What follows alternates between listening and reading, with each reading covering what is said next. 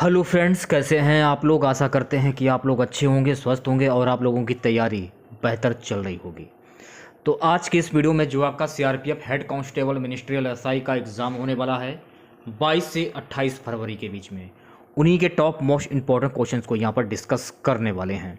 तो वीडियो काफ़ी इंपॉर्टेंट है आप लोगों के लिए, तो इस वीडियो को पूरा ज़रूर देखिए।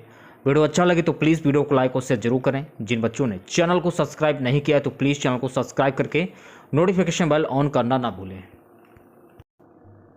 तो चलिए स्टार्ट करते हैं आज का वीडियो। खुद से प्रयास कीजिएगा इन सभी क्वेश्चन के आंसर देने का। 2 से 3 सेकंड के बाद मैं आंसर क्लियर कर दूंगा। तो आज के सेशन में पहला क्वेश्चन, जान पर खेलने का तात्पर्य क्या है? प्राणों को संकट में डालना, निडर होना, बलवान होना, किसी की ना मानना। सही जवाब हो जाएगा, जान पर खेलना का अर्थ होता है प्राणों को संकट में डालना। अगर ऑप्शन में अपना जीवन संकट में डालना, इस पर भी आप टिक कर सकते हैं। नेक्स्ट क्वेश्चन देखिएगा, कौन सा छंद 22 से 26 वर्ण और 4 चरणों वाला है? दोहा, सुरठा, सेवैया, कवित। सी ऑप्शन करेक्ट हो जाएगा, सवैया। सवैया छंद से महत्वपूर्ण फैक्ट है, उन्हें जान लीजिए, जो कि आपके परीक्षा की दृष्टि से काफ़ी इंपॉर्टेंट है। सवैया जो है ये एक वर्णिक सम छंद होता है। इसके प्रत्येक चरण में 22 से लेके 26 तक वर्ण होते हैं। वर्णों की संख्या एवं गणों की प्रकृति के आधार पर इस छंद के 11 भेद किए जाते हैं। ये आपको ध्यान में रखना है। अगला क्वेश्चन देखिएगा, क्वेश्चन है इसकी, आवश्यकता से अधिक धन का त्याग क्या कहलाता है? बी ऑप्शन करेक्ट हो जाएगा, अपरिग्रह। यह आपको ध्यान में रखना है। अगर एग्जाम में पूछा जाए कि अपरिग्रह का अर्थ क्या होता है, तो अपरिग्रह का अर्थ होता है आवश्यकता से अधिक धन का संचय ना करने के लिए। यह आपको ध्यान में रखना है। अगर पूछा जाए कि जो व्यर्थ का व्यय करता हो उसको क्या बोलेंगे, तो जो व्यर्थ का व्यय करता हो उसको हम बोलते हैं अव्ययी। जो बिन मांगे मिल जाए ये हो जाएगा अयाचित। कम खर्च करने वाला, तो कम खर्च करने वाला मितव्ययी, इसको बोलेंगे मितव्ययी। ये आपको ध्यान में रखना है, ये सारे फैक्ट। अगला क्वेश्चन देखिएगा क्या है। नेक्स्ट क्वेश्चन है गाइस कि सांप सूंघना मुहावरे का क्या अर्थ होगा? सांप सूंघना मुहावरे का सही अर्थ हो जाएगा ऑप्शन सी, सहम जाना। अगर ऑप्शन में एकदम चुप हो जाना ये हो तो इस पर भी आप टिक कर सकते हैं। अगला क्वेश्चन, पछताने के लिए कौन सा मुहावरा उपयुक्त है? हाथ पसारना, हाथ पर हाथ धरे बैठना, हाथ मलना, हाथ धो डालना, हाथ धो बैठना। सी ऑप्शन करेक्ट हो जाएगा, हाथ मलना। शून्य का तद्भव शब्द क्या होगा? तो शून्य का तद्भव शब्द हो जाएगा option B. Option B correct हो जाएगा। ये तो आपको पता चल गया कि शून्य का तद्भव शब्द ये होता है। और तत्सम क्या होता है ये भी जान लीजिए। ऐसे शब्द जो संस्कृत से ज्यों के त्यों लिए गए हों वो तत्सम शब्द होते हैं। ये आपको ध्यान में रखना है, ठीक है। अगला क्वेश्चन देखिएगा, शाक का तद्भव शब्द क्या होगा? शाक का तद्भव शब्द, मैंने आपको अभी बताया कि ऐसे शब्द जो संस्कृत से ज्यों के त्यों लिए गए हों उन्हें हम तत्सम शब्द कहते हैं। अब देखिए इसमें तद्भव पूछा जा रहा है, तो शाक का तद्भव शब्द क्या होगा? सी ऑप्शन यानी कि शाक हो जाएगा। तो तत्सम शब्द के बारे में मैंने आपको बता दिया है। अब तद्भव शब्द के बारे में जान लीजिए। संस्कृत से हिंदी में आने पर जिन शब्दों का रूप बदल गया हो वो तद्भव शब्द कहलाते हैं। ये भी आपको ध्यान में रखना है। नेक्स्ट क्वेश्चन देखिएगा, निम्नलिखित में से कौन सा अनिश्चयवाचक सर्वनाम है? देखिए यहाँ पे बात हो रही है अनिश्चयवाचक सर्वनाम की, तो इनमें से अनिश्चयवाचक सर्वनाम हो जाएगा ऑप्शन डी, कोई। तो अनिश्चयवाचक सर्वनाम के बारे में जान लीजिए कि अनिश्चयवाचक सर्वनाम होता क्या है। देखिए, जिन सर्वनाम शब्दों से किसी निश्चित व्यक्ति अथवा वस्तु का बोध नहीं होता है उन्हें अनिश्चयवाचक सर्वनाम कहते हैं। अनिश्चयवाचक सर्वनाम के अंतर्गत कोई, कुछ, किसी, कौन, किसने, किन्हीं को, किन्हीं ने, जहां, वहां आदि सर्वनाम शब्द आते हैं, उन्हें हम अनिश्चयवाचक सर्वनाम कहते हैं। यह आपको ध्यान रखना है। चलिए बात कर लेते हैं अगले क्वेश्चन की। अगला क्वेश्चन क्या है, निम्न में से कौन सा झरना का पर्यायवाची शब्द है? झरना का पर्यायवाची शब्द हो जाएगा सोता, निर्झर, स्रोत। टी ऑप्शन करेक्ट हो जाएगा। अगर ऑप्शन में आपके उत्स हो, प्रपात हो या प्रासवड़ हो तो ये सभी पर्यायवाची आपके झरना के पर्यायवाची शब्द हो जाएंगे। ये आपको ध्यान में रखना है। अगला क्वेश्चन, आधा गांव के रचयिता कौन है? राही, मासूम रजा, शबरेश्वर दयाल सक्सेना, लक्ष्मीकांत वर्मा, राय कृष्णदास। तो आधा गांव के रचयिता हैं राही, मासूम रजा। ऑप्शन ए करेक्ट हो जाएगा। सो अगला क्वेश्चन देखिएगा, जिसने अपना ऋण चुका दिया हो, जिसने अपना ऋण चुका दिया हो उसको क्या बोलेंगे? तो जिसने अपना ऋण चुका दिया है तो उसको बोलते हैं उऋण। ऑप्शन वी करेक्ट हो जाएगा। अगला क्वेश्चन, स्तुति का विलोम शब्द क्या होगा? निंदा, प्रशंसा, विस्तुति, आस्तुति। स्तुति का विलोम शब्द हो जाएगा निंदा। ये ऑप्शन करेक्ट हो जाएगा। अगला क्वेश्चन देखिएगा, अगुवाई में कौन सा प्रत्यय है? जब आप मुंह से बोलेंगे अगुवाई तो आप खुद समझ जाएंगे कि इसमें कौन सा प्रत्यय होगा। मैंने आपको काफी बार बताया कि स्टार्टिंग का जो शब्द होगा वो आपका उपसर्ग हो जाएगा और लास्ट वाला जो शब्द है वो आपका प्रत्यय हो जाएगा। अब देखिए इसमें क्या बोला जा रहा है, अगुवाई, आई। सी ऑप्शन करेक्ट हो जाएगा। अगला क्वेश्चन, भव धन उक किसकी संधि है? भव धन उक किसकी संधि हो जाएगी? ये ऑप्शन करेक्ट हो जाएगा, भौवक। ये आपको ध्यान में रखना है। अब देखिए भव धन उक की संधि भावुक होगी, ना कि भौवुक होगी। अब देखिए इसमें जब आप भावुक को तोड़ेंगे कैसे तोड़ेंगे ये भी ध्यान रखिएगा। देखिए यहाँ पे देखिएगा औ प्लस उ, इसको मान लेंगे हम औ और इसको माने छोटा उ, तो औ प्लस छोटा उ हो जाएगा आबू। तो यहाँ पर हो जाएगी अयादि संधि। ये भी आपको ध्यान में रखना है, ठीक है। चलिए बात कर लेते हैं अगले क्वेश्चन की। क्वेश्चन है कि स्वर कितने होते हैं? 5, 7, 9 या 10। अब देखिएगा ऑप्शन में दिए जा रहे हैं 5, 7, 9, 10। आपको पता ही होगा कि स्वर कुल 11 प्रकार के होते हैं, ठीक है। क्योंकि ऑप्शन में 11 तो दिया नहीं है तो ये क्वेश्चन गलत हो जाता है। कौन कौन से होते हैं? छोटा, बड़ा, छोटी, बड़ी, छोटाऊ, बड़ाऊ, ए, ऐ, ओ, औ, री। 11 हो जाते हैं, ये आपको ध्यान में रखना है। चलिए बात कर लेते हैं अगले क्वेश्चन की। संतोष का विलोम शब्द क्या होगा? संतोष का विलोम शब्द क्या होगा? तो संतोष का विलोम शब्द होता है असंतोष। तो ए ऑप्शन करेक्ट हो जाएगा। सो गाइस अगला क्वेश्चन, विद्वान किसका पर्यायवाची शब्द है? कोविद, ऋतुपति, दैत्येंद्र, ईशु। विद्वान किसका पर्यायवाची शब्द है? तो विद्वान जो है गाइस ये कोविद का पर्यायवाची शब्द हो जाएगा। अब देखिएगा विद्वान के पर्यायवाची कौन कौन से होते हैं? विद्वान के पर्यायवाची शब्द होते हैं विज्ञ, जानकार, बुद्धिमान, समझदार, ज्ञानी। ये आपको ध्यान में रखना है। अगर हम विलोम शब्द की अगर हम बात करें तो देखिए अज्ञ का विलोम शब्द हो जाएगा विज्ञ। ये आपको ध्यान में रखना है। और विज्ञ का हो जाएगा अज्ञ। ये आपको ध्यान में रखना है, ठीक है। अगला क्वेश्चन देखिएगा, निम्न में से कौन सा हिरण का पर्यायवाची है?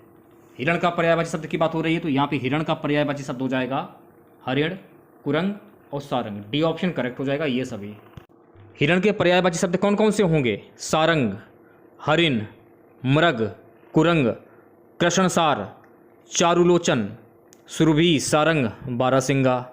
ये हो गए आपके हिरण के पर्यायवाची शब्द। अगला क्वेश्चन देखेगा, पंचरत्न का समास विग्रह क्या होगा? पंचरत्न का समास विग्रह क्या हो जाएगा? 5 रत्नों का समूह। बी ऑप्शन करेक्ट हो जाएगा। अगला क्वेश्चन देखेगा, जिस पर विजय पाना कठिन हो का क्या अर्थ होगा? जिस पर विजय पाना कठिन हो, तो जिस पर विजय पाना कठिन हो उसको हम बोलेंगे दुर्जय। तो बी ऑप्शन करेक्ट हो जाएगा। नेक्स्ट क्वेश्चन देखेगा, पर आंखें नहीं भरी काव्य संग्रह के रचयिता कौन है? Mahadevi, Pant, Ramvriksh Benipuri, Shiv Mangal Singh Suman. D option correct हो जाएगा, शिव मंगल सिंह सुमन। अगला क्वेश्चन देखेगा, चोर की दाढ़ी में तिनका किस अर्थ में प्रयोग होता है? चोर की दाढ़ी में तिनका, देखिए चोर की दाढ़ी में तिनका का अर्थ होता है अपराधी व्यक्ति सदैव सशंकित रहता है। बी ऑप्शन करेक्ट हो जाएगा। अगर ऑप्शन में दोषी व्यक्ति स्वयं डरता है ये हो, इस पर भी आप टिक कर सकते हैं। अगला क्वेश्चन, निम्न में से कौन सा वाक्य शुद्ध है? तो इनमें से शुद्ध वाक्य क्या हो जाएगा? राम और सीता वन को गए। सी ऑप्शन करेक्ट हो जाएगा।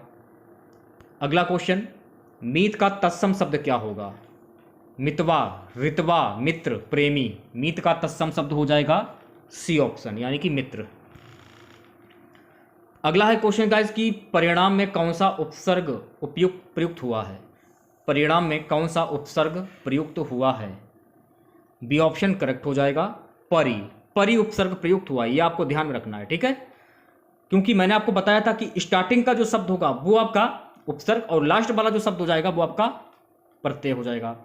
तो सबसे पहले आपको इसको तोड़ना सीखना पड़ेगा, उसके बाद ही आप कुछ कर पाएंगे, सीधी सी बात है। देखिए अगला क्वेश्चन, महाधन उत्सव किसका संधि विच्छेद है? महाधन उत्सव, देखिए महाधन उत्सव जो है ये महोत्सव की संधि हो जाएगी, महोत्सव की। अब देखिए यहाँ पे जब आप इसे तोड़ेंगे तो महा, जैसे कि महा दिया है इसमें, तो महा को मान लिया जाएगा बड़ा आ और छोटा ऊ को छोटा ऊ मान लिया, तो बड़ा आ प्लस छोटा ऊ बराबर ए हो जाएगा, तो यहाँ हो जाएगी गुण संधि। ये भी आपको ध्यान में रखना है। चलिए बढ़ते हैं अगले क्वेश्चन की ओर। अगला क्वेश्चन देखिएगा क्या है, निम्न में से कौन एक प्रेमचंद्र की कहानी नहीं है? बड़े भाई साहब, पूस की रात, ठाकुर का कुआं, चीप की दावत। डी ऑप्शन करेक्ट हो जाएगा, चीप की दावत। अगला क्वेश्चन, वह तोड़ती पत्थर कविता किस कवि की कृति है? नागार्जुन, केदारनाथ अग्रवाल, सूर्यकांत त्रिपाठी निराला, रामधारी सिंह दिनकर। वह तोड़ती पत्थर कविता किस कवि की कृति है?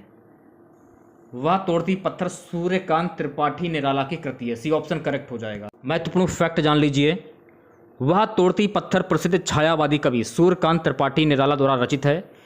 निराला जी अपनी रचनाओं में जीवन के मार्मिक दृश्य को उजागर करते कहते हैं। कवि कहते हैं, मैंने एक महिला को पत्थर तोड़ते हुए देखा।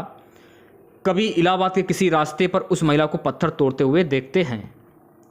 अगला क्वेश्चन, अकाल और उसके बाद कविता किस कवि की रचना है? नागार्जुन, केदारनाथ अग्रवाल, सूर्यकांत त्रिपाठी निराला, मुक्तिबोध। ये ऑप्शन करेक्ट हो जाएगा, नागार्जुन। महत्वपूर्ण फैक्ट जान लीजिए, नागार्जुन की प्रसिद्ध कविता अकाल और उसके बाद से उद्धृत किया गया है। नागार्जुन मानवीय संवेदना की विभिन्न पक्षों का काफ़ी अच्छा चित्रण करते हैं। इन पंक्तियों ने कवि ने अकाल के बाद की स्तुति का चित्रण किया है। चलिए बढ़ते हैं नेक्स्ट क्वेश्चन की और अगला क्वेश्चन देखेगा, निम्न में से कौन एक प्रेमचंद की रचना है? Tyagpatra, Jhootha Sach, Sunita, Nirmala. D option correct हो जाएगा, निर्मला। देखिए गाइस, मुंशी प्रेमचंद के कुल 18 उपन्यास हैं। गोदान, सेवा सदन, प्रेमाशय, निर्मला, रंगभूमि, कर्मभूमि, कालाकल्प, गबन, प्रेमा, रूठी रानी।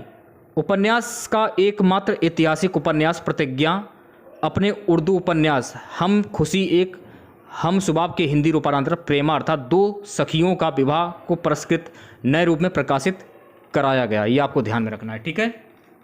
चलिए बढ़ते हैं अगले क्वेश्चन की ओर। निम्न में से कौन सी रचना जयशंकर प्रसाद की नहीं है? जयशंकर प्रसाद की नहीं है, डी ऑप्शन करेक्ट हो जाएगा। परख जो है ये जयशंकर प्रकाश की रचना नहीं है। परख जो रचना है ये ज्ञानेंद्र कुमार की रचना है, ये आपको ध्यान में रखना है। अगला क्वेश्चन देखिएगा, किसने हिंदी साहित्य इतिहास की प्रतिनिधि रचना नहीं की? रामचंद्र शुक्ल, हजारी प्रसाद द्विवेदी, डॉक्टर नागेंद्र, जयशंकर प्रसाद। तो सही जवाब हो जाएगा इस क्वेश्चन का ऑप्शन डी, जयशंकर प्रसाद। अगला क्वेश्चन देखेगा, प्रकृति का सुकुमार कवि किसे कहा जाता है? काफी इंपॉर्टेंट क्वेश्चन है परीक्षा की दृष्टि से। Jaishankar Prasad, Sumitra Nandan Pant, Nagarjun, Kedarnath Agrawal. B option correct हो जाएगा, सुमित्रा नंदन पंत।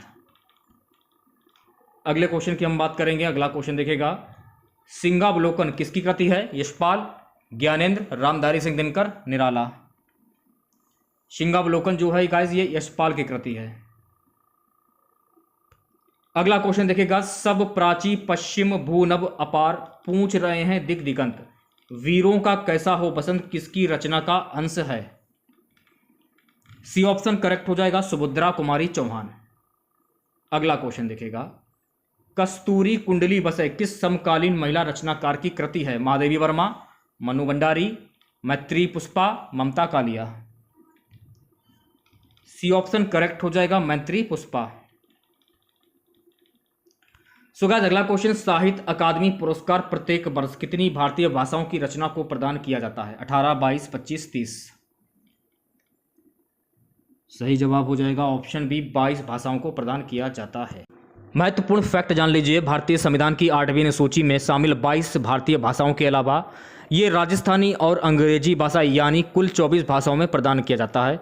पहली बार ये पुरस्कार सन 1955 में दिए गए, ये भी फैक्ट आपको ध्यान में रखना है। सो गाइस अगला क्वेश्चन, निम्न में से कौन दलित विमर्शकार रचनाकार नहीं है? Om Prakash Valmiki, Jaiprakash Kardam, Surajpal Chauhan, Namvar Singh. D option correct हो जाएगा, नामवर सिंह। अगला क्वेश्चन, हिंदी साहित्य उर्दू और विकास किसकी रचना है? Mahavir Prasad Dwivedi, Hazari Prasad Dwivedi, Ramchandra Shukla, Ram Kumar Verma. B option correct हो जाएगा, हजारी प्रसाद द्विवेदी। नेक्स्ट क्वेश्चन देखेगा, निम्न में से कौन सा शब्द बर्तनी की दृष्टि से शुद्ध है? बर्तनी की दृष्टि से शुद्ध शब्द हो जाएगा मनोवांछित, ए ऑप्शन करेक्ट हो जाएगा। अगला क्वेश्चन देखिएगा गाइस, निम्न में से कौन सा शब्द बर्तनी की दृष्टि से शुद्ध है? इस क्वेश्चन का सही जवाब हो जाएगा ऑप्शन बी, अनुग्रहित जो है ये इसकी शुद्ध बर्तनी हो जाएगी। अगला क्वेश्चन, आकाश का पर्यायवाची शब्द क्या होगा? अनंत, पुष्कर, अंबर, खग। आकाश का पर्यायवाची शब्द क्या होगा? सी ऑप्शन करेक्ट हो जाएगा, आकाश का पर्यायवाची शब्द अंबर होता है। व्योम, शून्य, नभ, गगन, ये जो पर्यायवाची शब्द हैं ये आकाश के पर्यायवाची शब्द होते हैं। अगला क्वेश्चन, घा का उच्चारण स्थान है। देखिए आपने सुना होगा का, खा, गा, घा, का, खा, गा, घा, ये कंठ से बोले जाने वाले शब्द हैं, ये आपको ध्यान में रखना है। नेक्स्ट क्वेश्चन देखिएगा, ज्ञा से ज्ञानी वर्ण किन वर्णों के संयोग से बना है? तो देखिए ज्ञा से ज्ञानी जो है गाइस ये बना है जा प्लस या से, ए ऑप्शन करेक्ट हो जाएगा। महत्वपूर्ण फैक्ट जान लीजिए आप लोग जो कि आपकी परीक्षा की दृष्टि से काफ़ी इंपॉर्टेंट हैं। ज्ञा से ज्ञानी देवनागरी लिपि का एक अक्षर है, ये फैक्ट आपको ध्यान रखना है। यह जा और या के संयोग से बना हुआ संयुक्त अक्षर है, परंतु आजकल हिंदी भाषा में इसका उच्चारण ज्ञा से किया जाता है। यानी कैसे? आधा गा और या ज्ञा से किया जाता है, ये आपको ध्यान में रखना है, ठीक है। चलिए बढ़ते हैं अगले क्वेश्चन की ओर।